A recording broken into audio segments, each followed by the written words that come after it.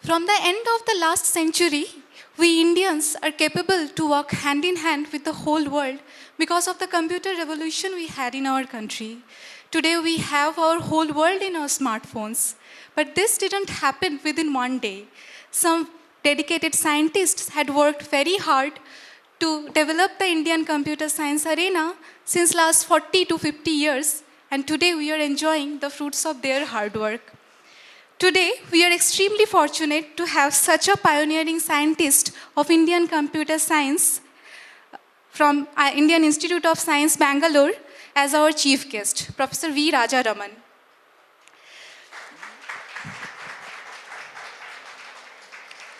Professor Rajaraman doesn't really need any introduction to the computer engineers in India, but still for many, we'll just briefly tell about his huge contributions to this society. From Wisconsin University, where he did his PhD, he was invited to be a faculty in Kanpur IIT in 1963, where he initiated the computer science educational program and guided its growth till 1979 as head of the computer division. In 1982, he joined IISc Bangalore and set up a national supercomputer department with all modern equipments and facilities in 1983. This was the beginning of the supercomputer era of Indian history. He set up National Center of Science Information, took initiations to spread computer knowledge to all Indian universities. He started computer-aided design of electronic systems and knowledge-based computer system development in IISc. Today, young generations are getting jobs through campusing, getting jobs in IT sector by doing BCA or MCA. So these ideas and courses were planned by Professor Rajaraman. Professor Rajaraman was involved in software development also in Indian banking systems. He got many prestigious awards from India and abroad, and the list is so huge that I have to cut it short due to our time constraint. I'll mention only a few here. He got prestigious Bhatnagar Award, Homi Bhabha Prize, National Award for Excellence in Computer Engineering by the Indian Society for Technical Education in 1988, and awarded Padma Bhushan by the then President of India in 1998. He has guided 30 PhD students, published over 75 technical papers in world-famous journals, and authored 23 books in computer science. This obviously proves his monumental status in Indian computer science and education. Currently, he is working as an honorary professor in SARC department of IISc Bangalore. So this is a very short way I could introduce Professor Rajaraman within my limited capacity.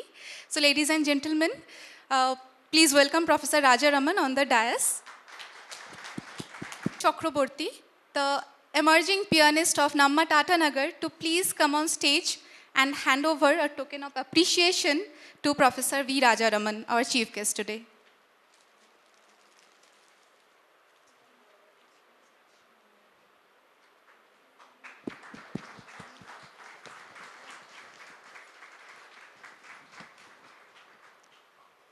You please stand there, we'll have some photographs.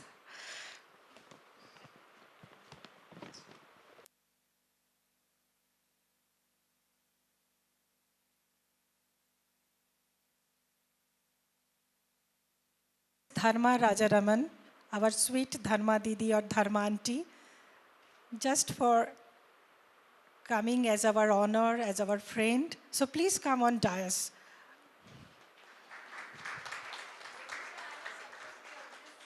We won't ask you to give any speech. Afterwards, happily you can go and sit.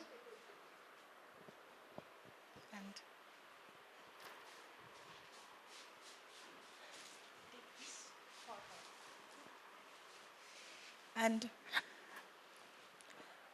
come. And of appreciation to Dharma Didi.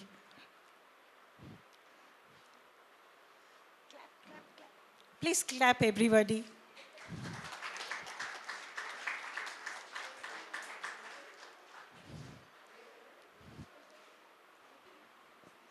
V. Rajaraman to say a few words. I'm very happy to be here to be part of this function where we are inaugurating the new school of music, Western music, in Tata Nagar, and it's going to be conducted by Avik. And when Avik came and asked me to be here today, of course, I didn't know much about him.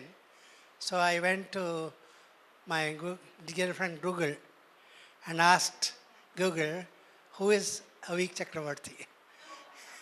And I got a lot of information, but I was more interested in hearing his music. So I went to YouTube promptly and got to hear 3 of his pieces. One was a contemporary piece. I think its name was Tarantula, if I remember right. And the other was Beethoven's small piece for the piano called For Elise. And the third one was his own composition. He has a number of compositions, and this was named Cosmos. And there's a series of works, each short in its duration, and it's very pleasant to hear. Of course, I'm not an expert in Western music, neither am I an expert in classical music. That part is the other side. That is classical music. Dharma is the one who does a lot of practicing and teaching and so on.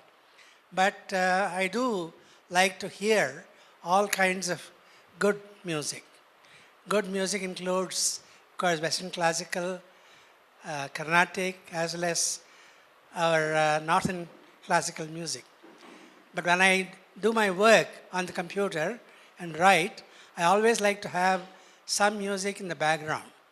And the music I normally have is Western classical because it's soothing, it doesn't disturb me. Whereas if I put Carnatic music, I get involved in it. And I start kind of paying more attention to the music than the work I was doing. So I've been regularly hearing Western classical music. If you are on the internet and work on the machine, which of course many of us do nowadays, I have one window open, which is allclassical.org. Allclassical.org is an internet radio station which is entirely devoted to Western classical with no ads. So that goes on in the background, and I continue to do my work. And of course, there's a lot of great music from the old masters. Of course, the 3 great masters were Bach, Beethoven, and Brahms in that order. That is, Bach was the youngest of the lot, and Beethoven came next, and Brahms was the last. They were not contemporaries. That is, one came after the other. Whereas in Carnatic music, the trinities are Tyagaraja, Dikshitar, and Shyama Shastri. And interestingly, they were contemporaries of Beethoven. The same 60, 70 years. Beethoven lived for about 57 years, whereas Tyagaraja lived about 80 years. And they were born around the same time, 1770 or so. And that period, the 3 great Carnatic musicians were actually composing music in India, and Beethoven is composing Western classical music there. So very interesting, since that there is an overlap between the great music which came out of the West and the music which came out of the East. Of course, there are different. So of course, you have to, in order to appreciate music, you got to you shouldn't have any preconceived notions. You just sit down and relax and hear what you. And any great music is great to hear. And whereas our music, classical music, is based on ragas and moods and so on. The Western classical is more on harmony, and they are somewhat different. And but both of them have similarities in terms of the beats And the basic notes, the 7 notes, are same for both the classical Western and classical Indian music. So today, because we are going to hear the Western classical music, and those of you who are not used to it should just relax and hear. And it's a different harmonic music, and it is, of course, the most important aspect of Western classical is the orchestra. Orchestral pieces where there are large orchestras which kind of are conducted by a great conductor. The same music conducted by different conductors sounds somewhat different because they effectively emphasize different aspects of that symphonic piece or piano piece and so on. So, whereas an Indian music is a lot more individualistic. And it's not group music like orchestras, but individuals, and a lot of freedom is given to individuals to actually improvise. And the same composition by different singers are improvised differently. And the same raga is improvised in different ways by different people. So there's a certain amount of, lot more structure in the Western classical music than our music, but it's very relaxing, as I found, for doing my own work, and in the background having relaxing music is always good. And today we're going to hear Avik perform along with Ayan.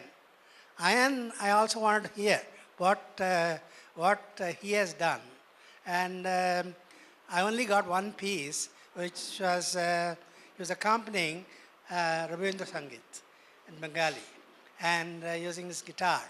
But of course, I didn't probably have enough time or enough patience to search through the entire YouTube collection. I may have gotten others. But Avik, there's plenty of music available on the YouTube. So today we're going to hear both of them perform, and I'm sure you will enjoy this evening. Thank you. Very much.